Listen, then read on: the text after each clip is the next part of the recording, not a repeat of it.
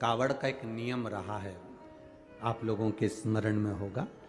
जितने भारत के भूमि के इस विश्व के लोग जितनी कथा कावड़ शिव महापुराण की कथा तिल्दा नेवरा में चल रही है, इसमें हम सुनेंगे कि कावड़ का नियम क्या होता है। कावड़ का जल किस जगह पर रख दिया जाए लाकर थोड़ा सा, कि जीवन में कभी संपदा की कमी ना हो जिंदगी में। कावड़ का एक नियम होता है कि कावड़ को ये कंधे से ये कंधे पर रखना है तो सिर के ऊपर से कभी नहीं लिया जाता। कावड़ का एक नियम है। कावड़ को इस कंधे से इस कंधे पर लाना है तो सामने से लाया जाता है, पीछे से लाया जाता है, पर सिर पर से बार कर उसको वापिस नहीं लाते। सिर पर से बार कर। कावड़ का एक नियम होता है, जिस नारी का जिस व्यक्ति की संतान नहीं होती है उसको कावड़ यात्रा करने से पहले अपनी गोदी में धान चावल को भरना पड़ता है। गोदी में उसको जब तक महादेव के दरवाजे तक नहीं चली जाती, जब तक उसकी गोदी में वो धान चलते चलते उसकी झोली में वो हिलता रहता है। कावड़ का जल उसके कंधे पर रहता है। और जब वो कावड़ जिसकी औलाद नहीं, संतान नहीं, जब वो कावड़ का जल महादेव को चढ़ाती है तो पहले जल समर्पित करने के बाद फिर चावल के दाने बाबा के उस शिवलिंग पर समर्पित करती है कि बाबा मेरी गोदी में तू यहाँ तक लेकर आया है, ये गोदी खाली मत छोड़ना, मेरी गोदी भर देना, भले 25 साल हो गए। कावड़ यात्रा का नियम है, सिर पे से बार कर वापिस नहीं आती, सम्मुख से कावड़ निकल जाती। लंकाधिपति रावण को सुध पड़ी जब तुमरुका जी ने कहा जाओ लंकेश, अगर तुम चाहते हो कि शंकर के शरीर में गंध पहुंची है उस विष की गंध को समाप्त करना है तो तुम जाकर महादेव को जल अर्पित करो सावन के महीने में। उसी को हमारे यहां कावड़ कहा गया।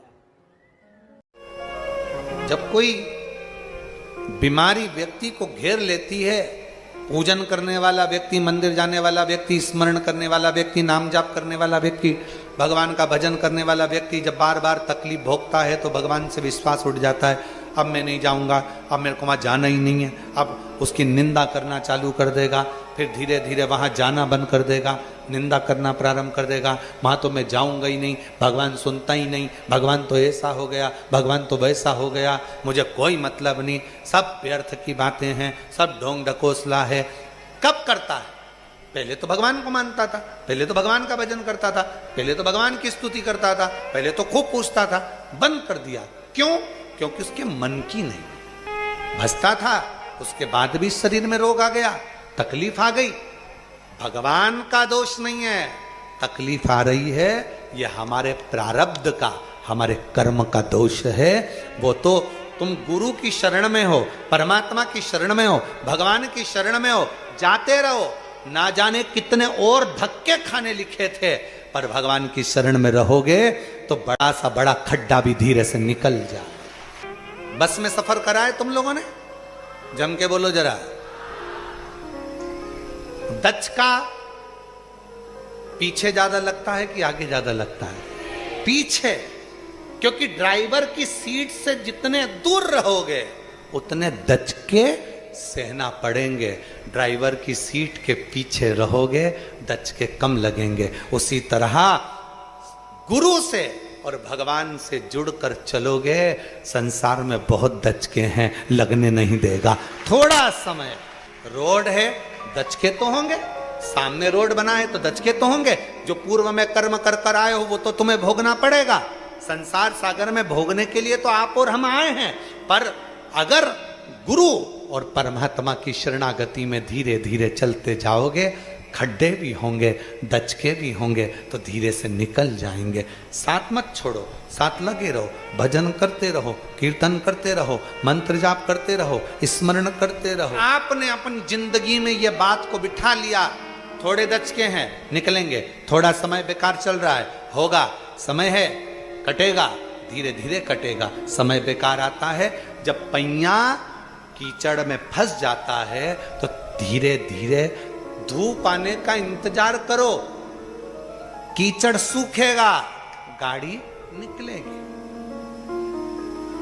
दिल्ली में कथा थी, इतना पानी गिर गया, आस्था वालों की खुद की गाड़ी फंस गई। आप इनसे पूछो, पीछे चक्का फंसा, अब वो गाड़ी फंसी तो अब निकले कैसे? तो इन्होंने कहा कि गाड़ी फंस गई, क्या करें क्या करें।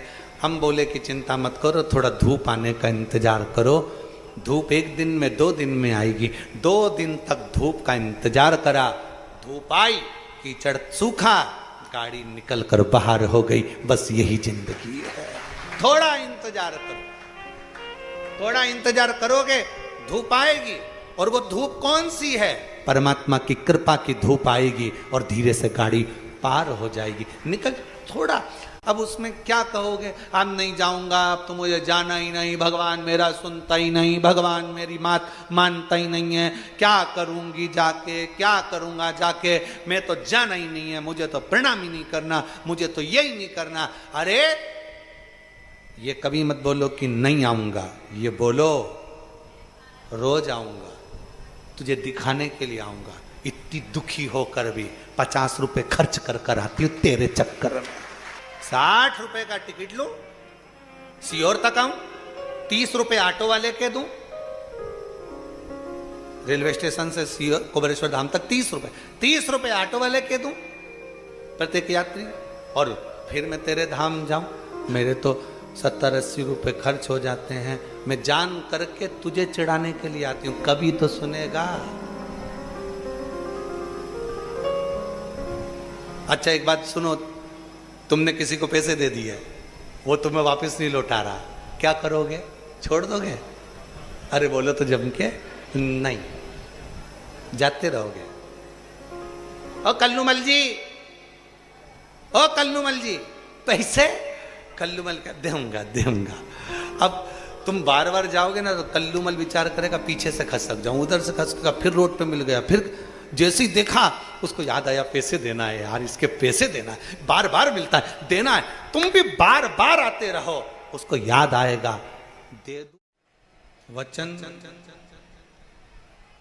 मन और कर्म। यदि हम किसी तीर्थ में जा रहे हैं, हम किसी तीर्थ में पहुंच रहे हैं, हम किसी पुण्य स्थल पर जा रहे हैं, हम किसी पवित्र स्थान पर अगर पहुंचे हैं,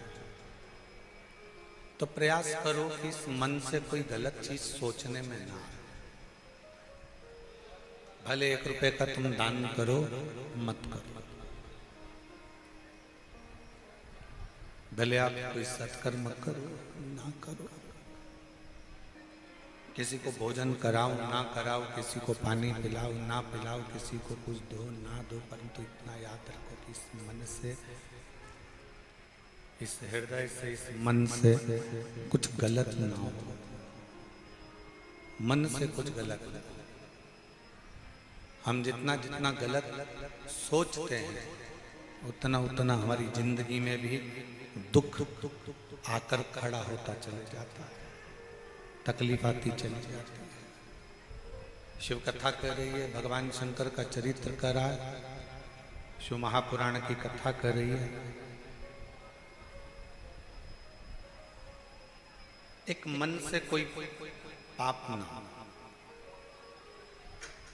दूसरा वचन से कोई पाप ना, ठीक है,